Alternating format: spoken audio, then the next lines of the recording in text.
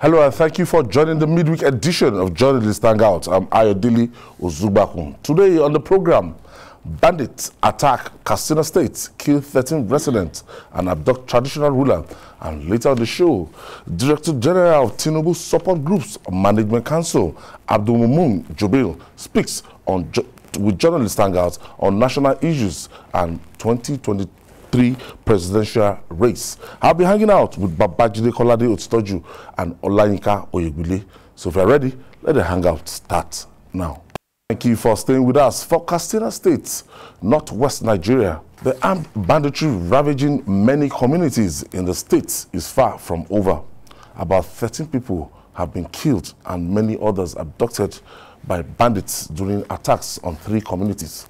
The village head of Kuga, Alhaji Omar, was abducted while 10 people were killed in the attacks. Julie, Katsina is now on the news, and for a long time they've been having problems with these bandits. And when last we spoke with the governor, he confirmed it that over 10 local governments around Katsina State just in this are under siege.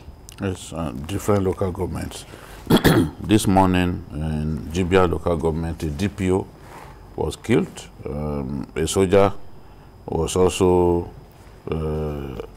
killed. You know, this is just a matter of hours after those 3 communities were attacked, and 13 persons killed. That's in the Bakori and Funtua local government, the southern part of the state. And the village head was abducted. These are the kind of sorry stories that we receive all the time from the northwest.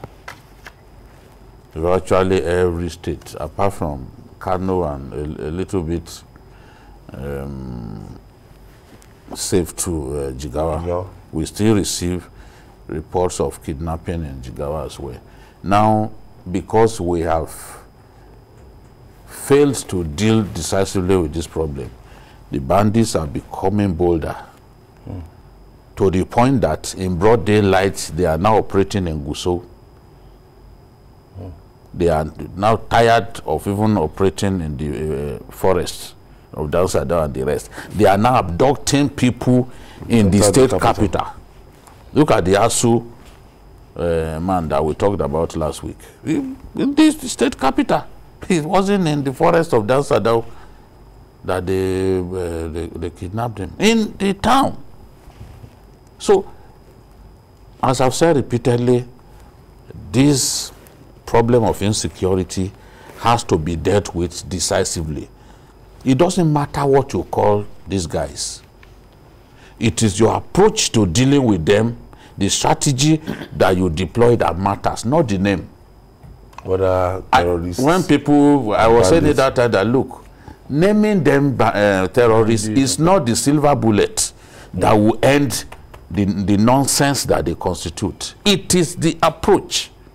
If we are decisive, if we are no nonsense in our approach, we can exterminate these people. We know where they are. The forest, each of the respective bandit leaders has his own base. He does not move into another person's territory because he knows that will lead to a bloodbath. They respect one another. If it's Dan Kremi that you are talking about, they know where he is. If it is Dangote who is in control of most parts of Jibia, where they are killing soldiers and other people these days, they know where he is. He has not. I even asked the question. I asked someone that has he left that camp, because I know the camp and the powerful tools. And they told me that he's still there. I said, what? And we have not killed him. And he had the guts, he had the balls to kill 18 soldiers in one day, and he's still there. 18 soldiers? Yes. No one can deny it. I'm saying it on live television. No one. I've been saying this for so long. Nobody has come out to say, Jide, you lied. Because I won't lie about something like this. 18 soldiers, including an officer, including a captain. He had the guts to kill our servicemen. Without repercussion. Without us avenging the killing. Show me where we avenge the killing. So if they get away with this nonsense, they will start thinking that, look, they are even the commander-in-chief. Look at the bandit telling us that he went to Niger Republic and bought gun trucks. In fact. Valued at 28 million.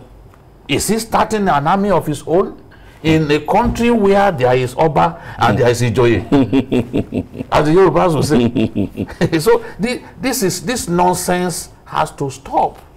And it's not going to stop by simply naming them terrorists. No, it is the approach to dealing with them. As we are talking about Katsina, they are dealing with people in Kebbi State, in Niger State, from bringing Yauri right up to Zungeru, all of those areas, Shiroro, Rafi, local government, they are killing people the way they like, as if we are at war. So we've got to deal with the problem, not simply rename them the terrorists. Terrorists. So what's in the name? I think there's a book titled "What's in the Name." They rose by whatever name we still smell sweet. Yes, we still smell. That's nice. You know, so the case is like the issue of the pig.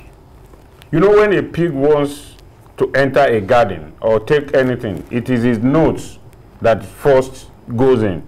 And if the nose can go in, it notices that there is no resistance, it will begin to ebb in bit by bit before the whole body goes in. And that is exactly what we are dealing with now.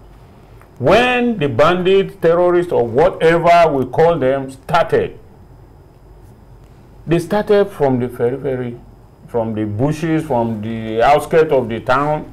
Now, they have been so bold now, they are even coming into the town. We've said it several times. Those of us who grew up reading James Hadley Chase, we know the cardinal rule. Never you kill a uniformed person. A DPO has been killed and nothing. I mean, the family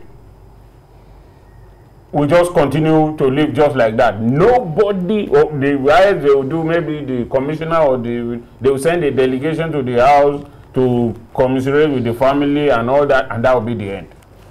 Nobody will be caught to say that this was the person or these are the persons who killed this man. Now, how do you expect the other police officers to want to stake their life for the country, or even military men? I mean, the young man that was killed, that I've forgotten his name, that truck, the army commander that was killed, that young guy that was killed. What has happened? Thank you very much. What has happened? Nobody has been taken down. Nobody. And so this every day you give these people opportunity that anything they will do, nothing will happen. And that is why it is continuing like this. In fact, for me, it is a complete slap on the presidency. In the president's own state, this is going on. Every now and then, the governor has been shouting, crying, appealing, and making helpless. So what else? If it is happening in another state, you might say, okay, the president, well, he doesn't care, there are other people. But in his own home state, I mean, well, I don't know what else we will be waiting for before we act. God forbid, is it one day that they will kill the governor, or even kidnap, or the president, or a president's family member? At any given opportunity, they kidnapped the president's in-law before. At any opportunity, President Muhammadu Buhari reiterates it that, look, one thing he's going to achieve before he leaves office is to keep Nigeria safe.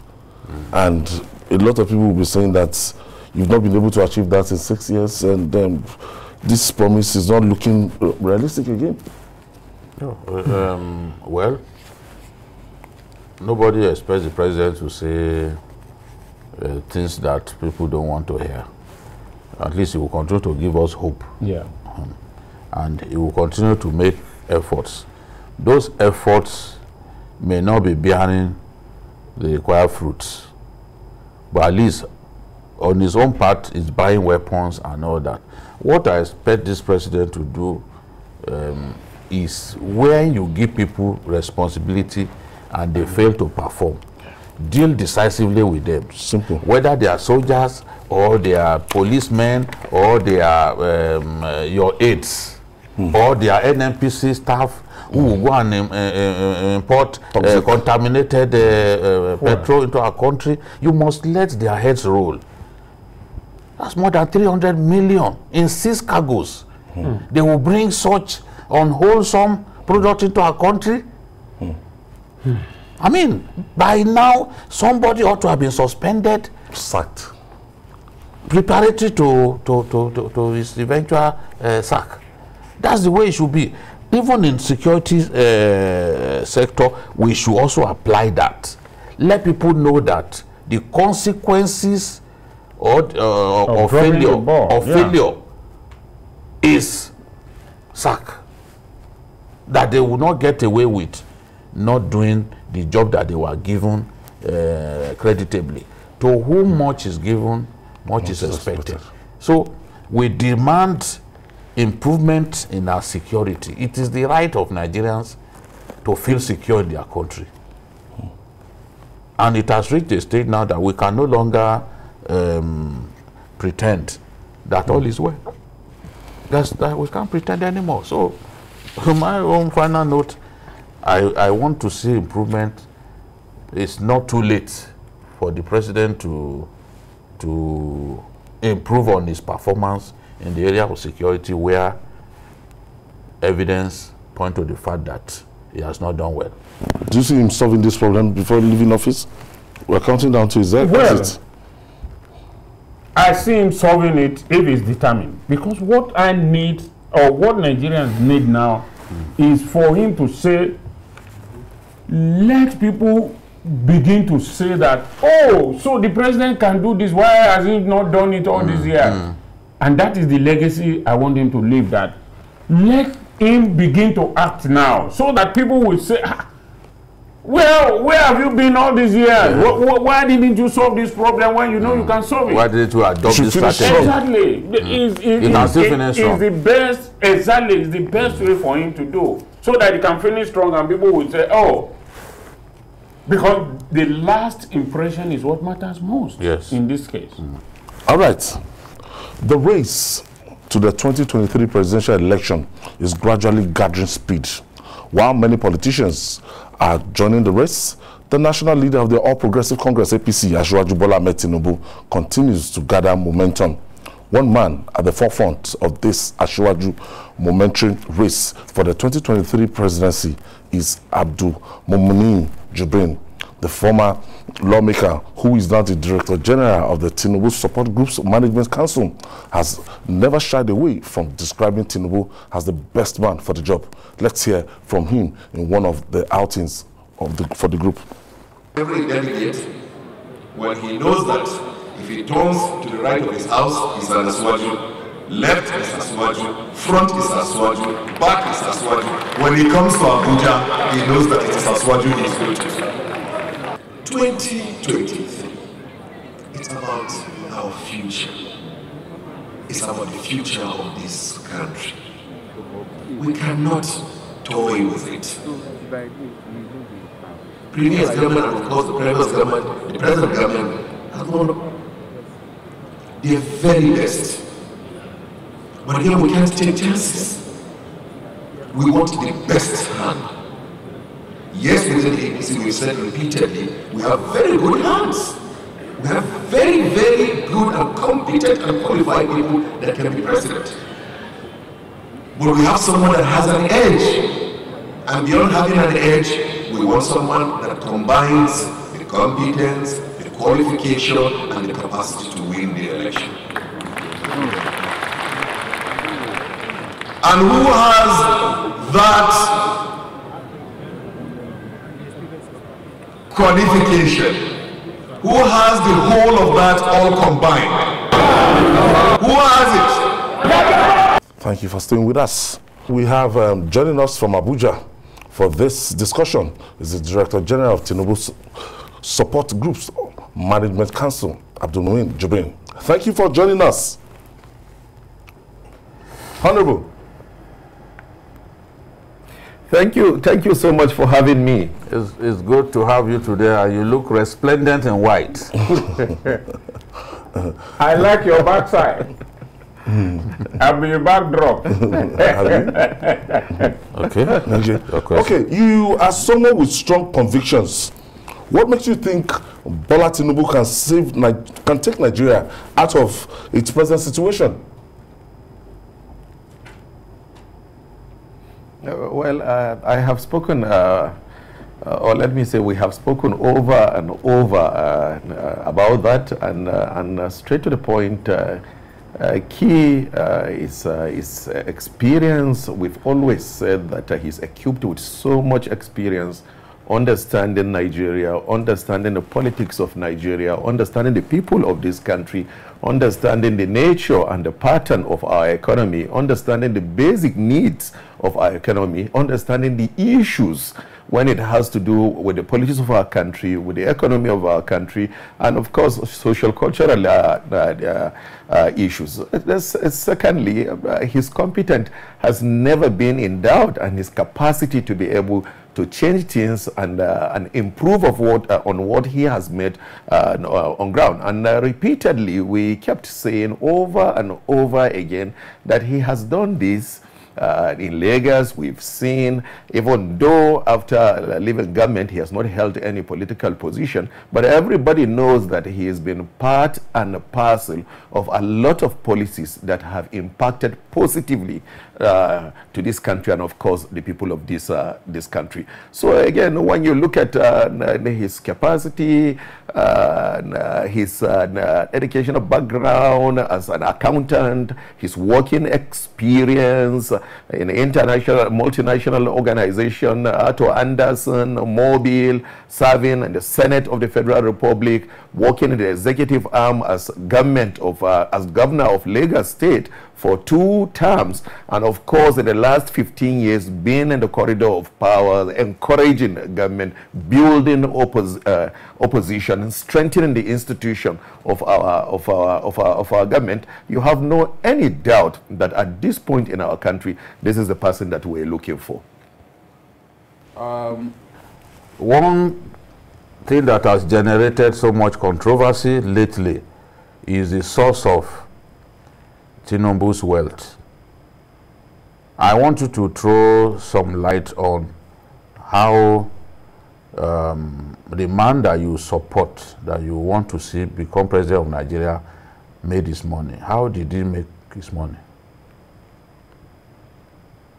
Well, it has never been a source of the controversy. The only thing is that, this is applicable to all of us. We also understand the psychology of people and, of course, journalists. Any journalist who asks us a question and we are sure that he is up for mischief, we will not give him the opportunity to do that. But when you talk about the age of Asuwaju, the source of wealth of Asuwaju, the spendings of Asuwaju, it's always been in a public glare. So I find it personally very embarrassing that as journalists will ask the age is a public matter. It's there every year. He celebrates his birthday.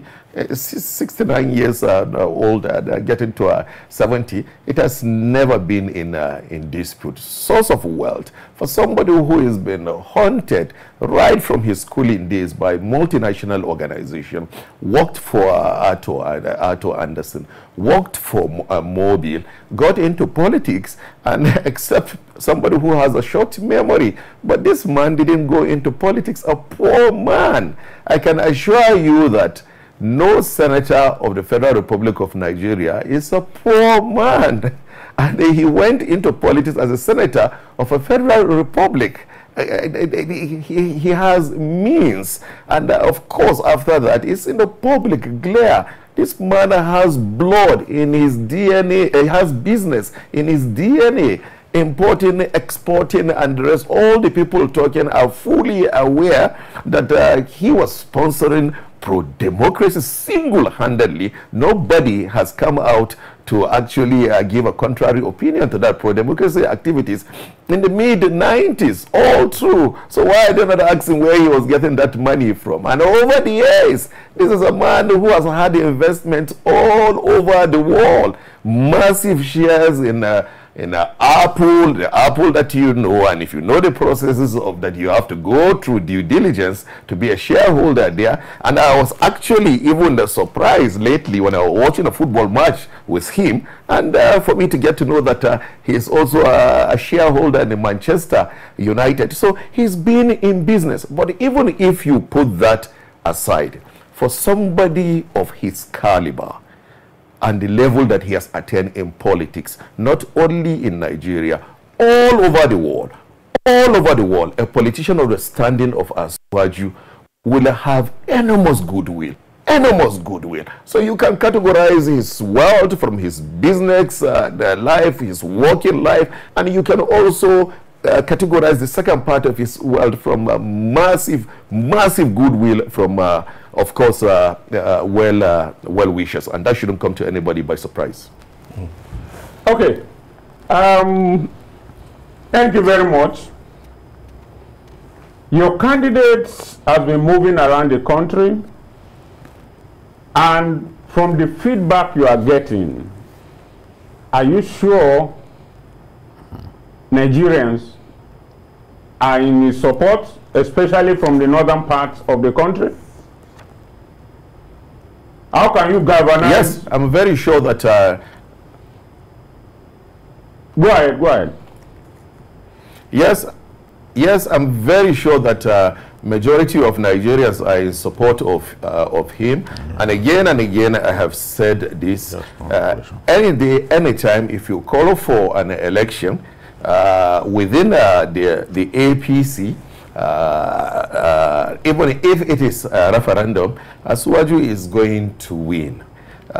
He remained the second most influential person in the party and the second most popular person in the party. And nobody can argue that President Muhammadu Buhari remains the most influential and the most popular person within the party, if you're talking about the elites of the party, and of course outside, and of course the other layer, that is of course the general members of the party. So and from your interaction, influential person within the upper hierarchy of the party, and of course the general public, when it comes to the general membership of the party, is Asuwaju. Nobody can argue that, and that's spread across all over the country. No any single individual, if you take away President Muhammadu Buhari, any single individual, I repeat, can defeat Asuwaju Bola Tinubu either in a direct election or indirect election or a referendum in any part of this country. We can put that to test. Nobody, count them, any individual within the APC today, if you put aside President Muhammadu Buhari. So it's a matter of somebody who deserves it. It's a matter of somebody who his time has come. It's a matter of somebody who has shown loyalty to the party, who has helped in building the party, who has helped in funding the party, who has come through for the party at the time of need of the party. And I think this is a time for the party to come and rally around him. In any case, President Muhammadu Buhari is the most influential, and he is the second most influential in the party. And of course, he's a symbol of the APC, whether we like it or not. Okay. Thank you very much. But from your interactions with Nigerians across board, sorry to interrupt you. Okay. That also applies to the country in general. Apart from the APC, he is also popular when it comes to the general election. And I have also challenged anybody to a public debate that Asuwaju remains the front runner in the 2003 presidential election, whether within the APC or generally all the party combined. Okay, so what are the immediate problems from your interaction with various cadre of Nigerians? What are the immediate problems they think he must solve? Yes, of course, as you know, these are problems that are universal. In every country of the world, the problem revolves around security, infrastructure, economy, education, social welfare, healthcare. These are problems that are like a natural phenomenon. Since when we are born, all these problems have been in existence. When you go back to the First Republic and pick newspapers and read, you will even be convinced that the problems that we are facing now are the same problems that we are facing then. It's not only applicable to Nigeria. All over the world is the same thing. It is only that from one country to another, it differs. When you go to the United States, in England and the rest, they're still talking about infrastructure, but on a lower scale. More of healthcare, more of education and the rest. So in Nigeria, to narrow down the issue to Nigeria, this revolves around the same issue of economy. And when you talk about the economy, people want a trickle-down effect. I don't like saying they want to see food on their table because it can be misrepresented. The most important thing is that, yes, the economy has been diversified. Yes, there is growth. Whosoever said the economy has not been diversified, he cannot really see. He needs additional glasses to be able to see. But what we also need to work on, of course, that usually takes a bit of time, is to ensure that it trickles down. So, of course, there's the issue of the economy, and people want an increase in trickling down so that they can be able to have funds that they can call theirs in their pocket. Then when you talk about infrastructure, we've done a lot in the last 7 years. Again, they want to see that these infrastructures are being completed. They want to see an overhaul of the health sector, of affordable housing, affordable educational system. President Muhammadu Buhari has done a lot, has done a fantastic job in the last 7 years. And what you keep hearing everywhere you go around the country is that nobody better than Asuwaju, because he has demonstrated that he can.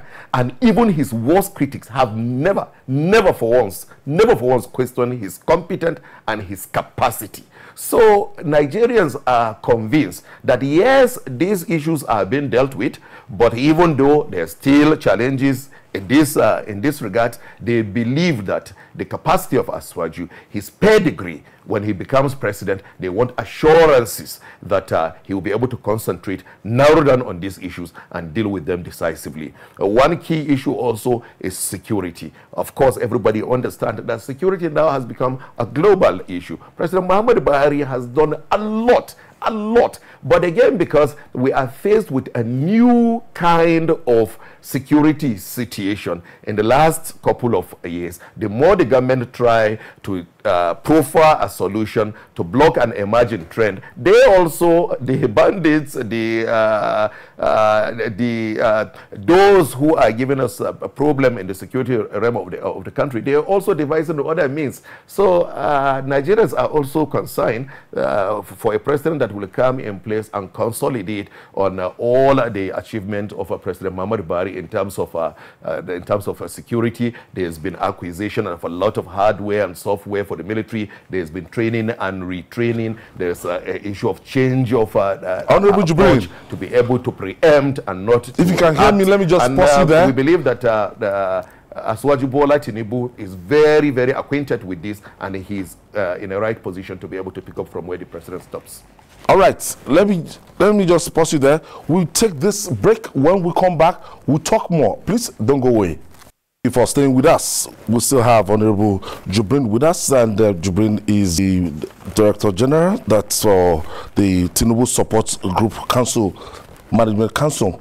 Now, Nigeria is a bigger stage than Lagos. This is Nigeria now. This is quite bigger. What kind of advantage will it be having? Of course, two very.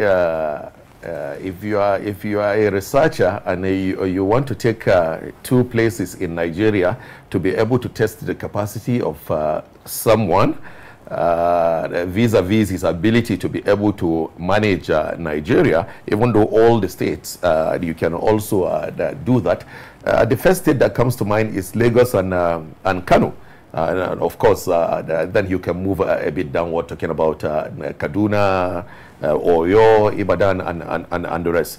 But so it's clear when you look at Lagos, the population, the diverse nature of the residents of Lagos, and of course the sophistication of Lagos itself, and of course Kano, they're all places that once somebody becomes a governor there, succeed as a governor, you do not have any doubt that if you give him a bigger responsibility in Nigeria of today, that he is going to make good of it.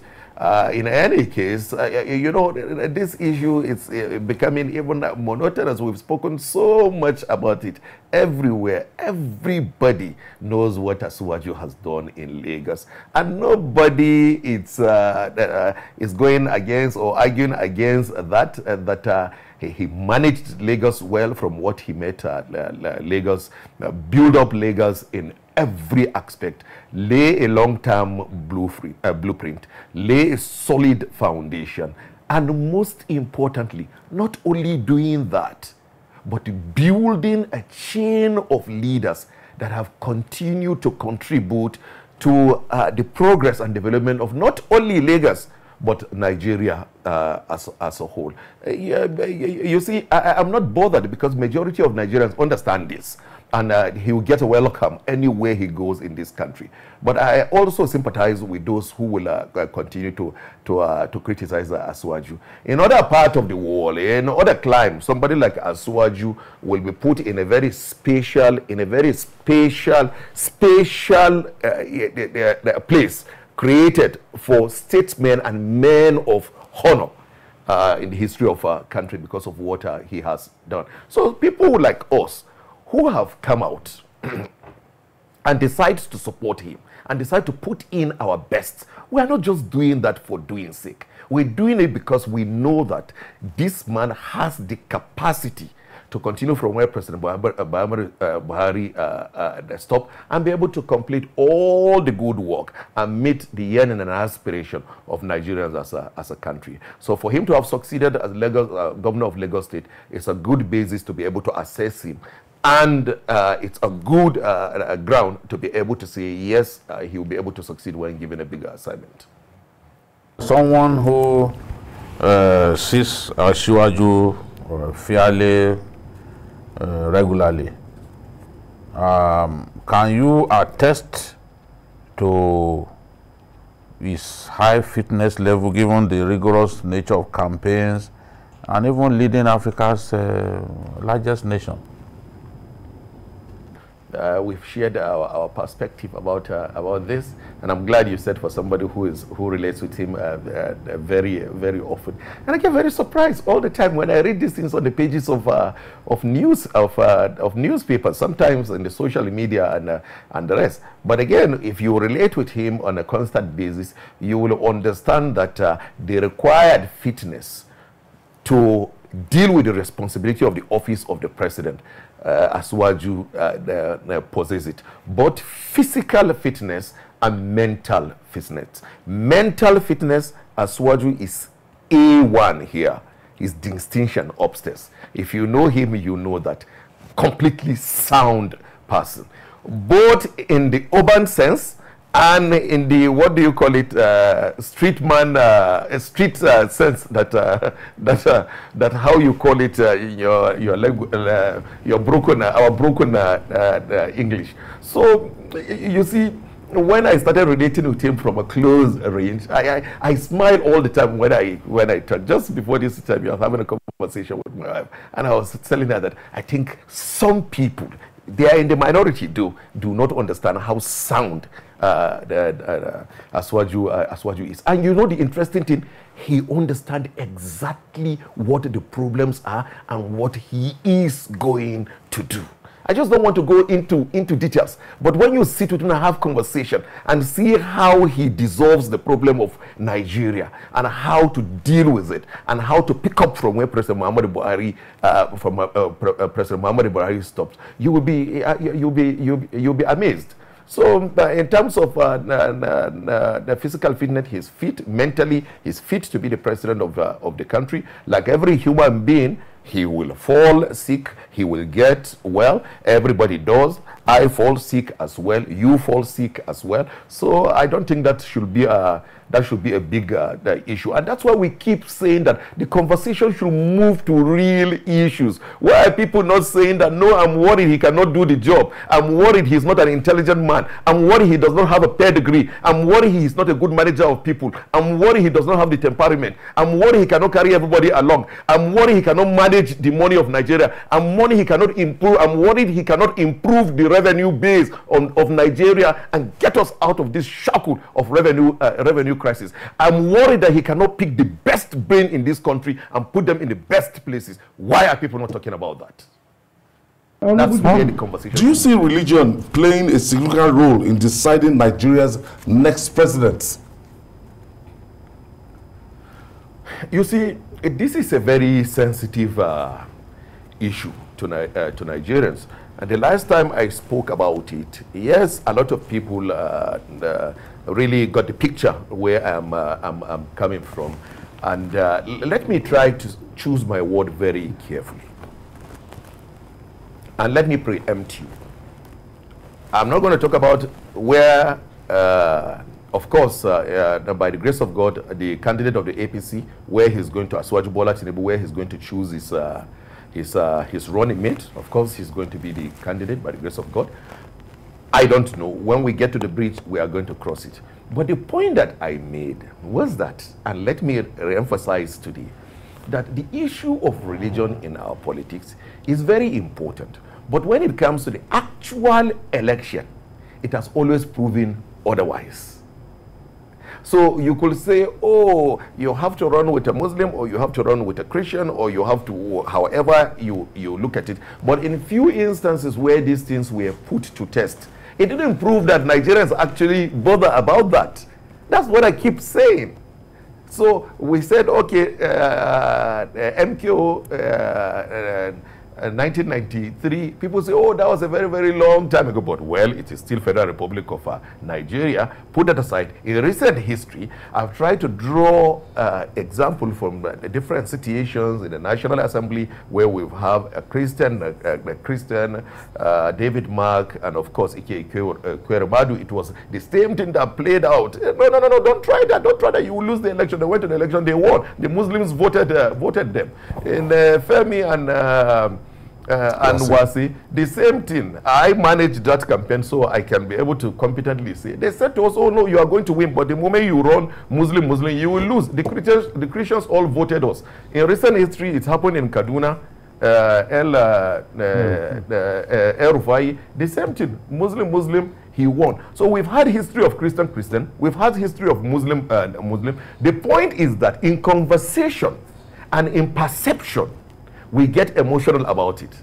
But in the few instances where you can say in actual tests, where those issues have been put to test, it has proven otherwise. But it rarely doesn't matter. Within the APC, we have enough, we have good Christian Northerners that can be vice president. We have good Muslim Northerners that can be vice president. So, but that will be the decision of our candidate, and by the grace of God, the incoming president, the president in 2023. That's not my own decision.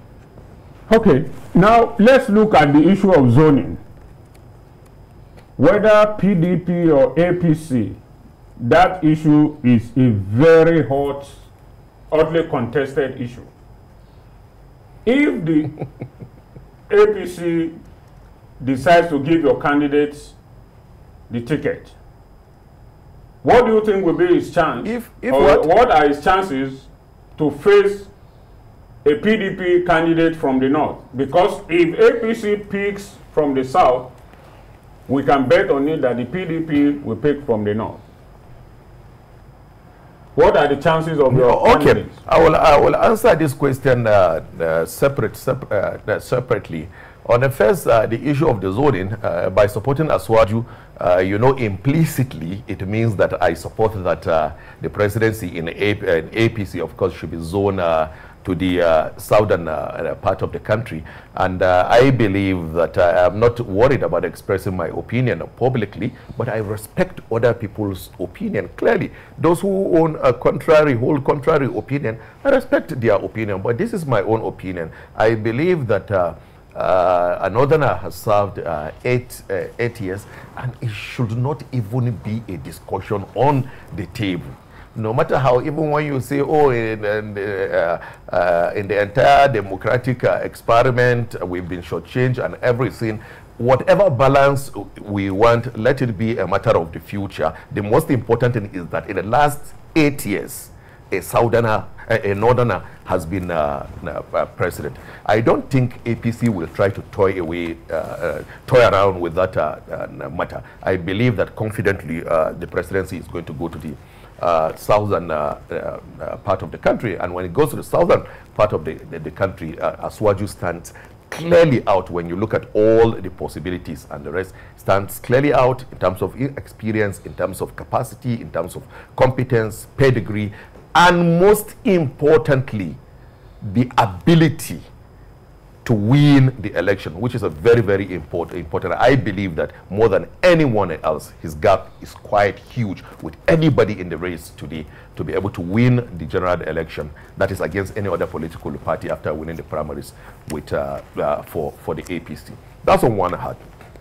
On the other hand, talking about PDP fielding another candidate, it also takes us back to the issue of zoning. Of course, the PDP are also, a lot of them are also our friends, and we have this conversation. And I repeat again, I respect all of them that holds contrary opinion, but this is my own personal opinion. The argument has always been that zoning is more of a party issue. So in APC, it's a different ball game. In PDP, the last president is a Southerner, good luck, Jonathan. But the reality is that the entity that is subjected to this zoning is Federal Republic of Nigeria. It's not Federal Republic of APC. It's not Federal Republic of PDP. So I believe that it might be unfair for you to argue, even within PDP, that the presidency should come to the northern part of the country. But I'm not trying to incite their members, but I know that the southern leaders from the PDP will have a lot of explanations to do to their people if they cede the presidency to the northern part of the country for very obvious reason. Coming back to the fact that if eventually they field a northerner, if it is going to affect the chances of Tinubu, it will not affect the chances of Tinubu. Look, this thing didn't start today. This gentleman has invested heavily in the system. He has invested heavily. He's built network. He's built goodwill. It cuts across all the country. And I have said this severally. Go to the northern part of the country, state by state, and show me one presidential candidate that has more support. Even random sampling activities going on the street. Who? I have argued that show me one candidate that has more support than Aswaju Bola Tinubu. Whether the northerners who are in the contest or the southerners who are in the context. Take it state by state. Send a team there and let them do a random sampling, and you will see for yourself. Aswaju, look, it's a tsunami that is coming, and you can understand what we are saying. It's a movement. Okay. The Lagos governor puts it in a more tidier manner. He said it's a movement. The Aswaju presidential aspiration or the Aswaju presidency is unstoppable. It's a thing of destiny. It's something that the time has come. Yeah. And that is why, let me conclude, and that is why you see, he never said he wants to be president at any point. He was senator since 1992 and governor 1999. All of his colleagues have attempted to be president. He never says so. You know why? Because this of his is sound. He knows the timing. He knows the right time. And there are no reason for anybody now to try to deny him that in any case, by the grace of God, he will be president. Okay, Honorable Jibrin, the way the APC and in fact the PDP is currently, governors are extremely influential, extremely powerful. They are more or less like the major decision makers in the two parties. How much of the support of today's governors from the APC does your principal have? Yes, of course, I completely agree with you that the governor constitutes a very, very influential part of the decision making, and of course within the party and of course the country as a whole. Anybody who's with the committee of governors, then he doesn't understand the politics of the country. And the point is that Aswaju has always worked with a team. And so we're working with a team. There are things that I should say here, there are things that I will not say. We have a very good team working. And while people are talking, while people are tweeting, sending pictures here and there, we are working day and night. We are reaching out to everybody. So we're reaching out to even to the governors, and the result has been extremely positive. You understand that it will be difficult for you to have 2-3 governors or 4-5 that their interests is merged together. Maybe in the last 2-3 years they might see things that way, but you know, now just few months to the election, everybody has his interest, and fairly so. And they're also carrying the load of their people behind them. So you will understand that every governor has to be on the table. So we are looking at the issue. We have been looking at the issue that way, and that has always formed our approach to reaching out to the governors. So a lot of conversation have been going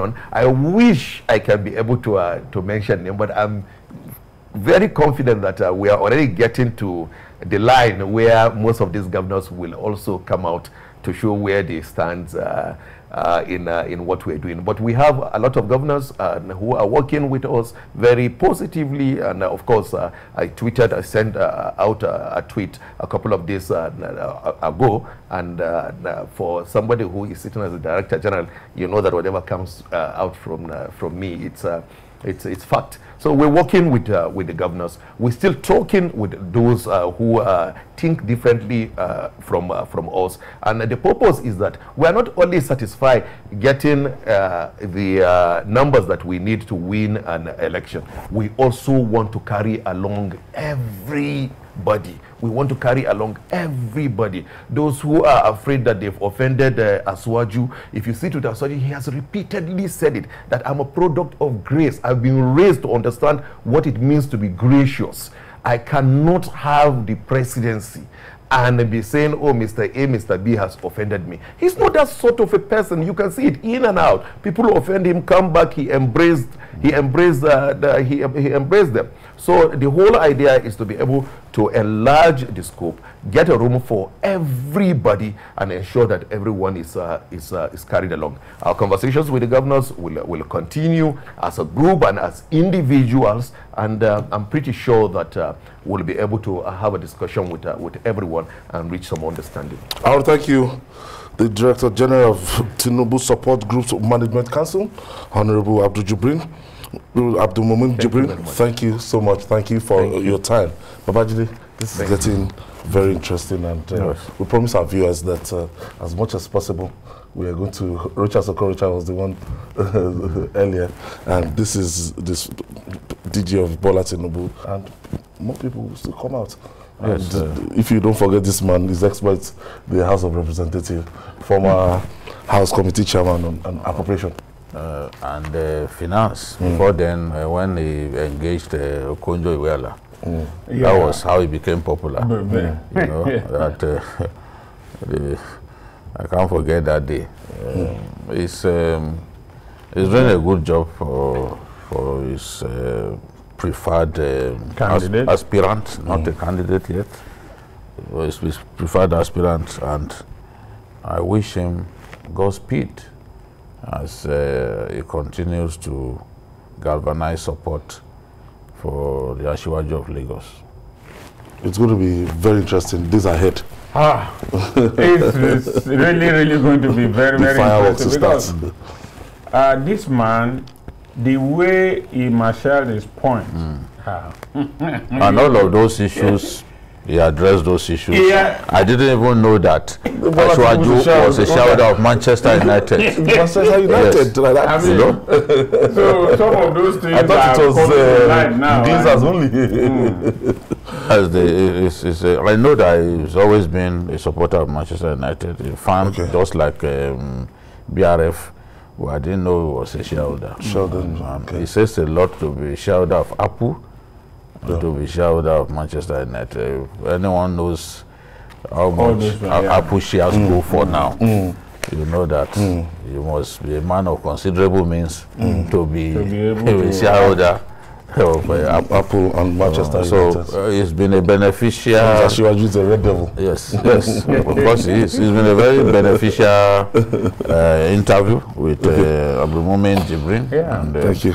I like how you believe. In fact, PhD. I've been able to also know some of the things I never knew before. yes, today. even me. So, Even me. it's, And I'm happy he answered the questions, because those questions needed to be answered. exactly. And that's our offering today. Join us tomorrow for another edition of the program. And don't forget to join us on Journalists Hangout on Sunday from 1:30 p.m. to 3:30 p.m. We're on YouTube, youtube.com/TVC News Nigeria. I'm Ayodele Uzubaku. Bye for now, and God bless Nigeria.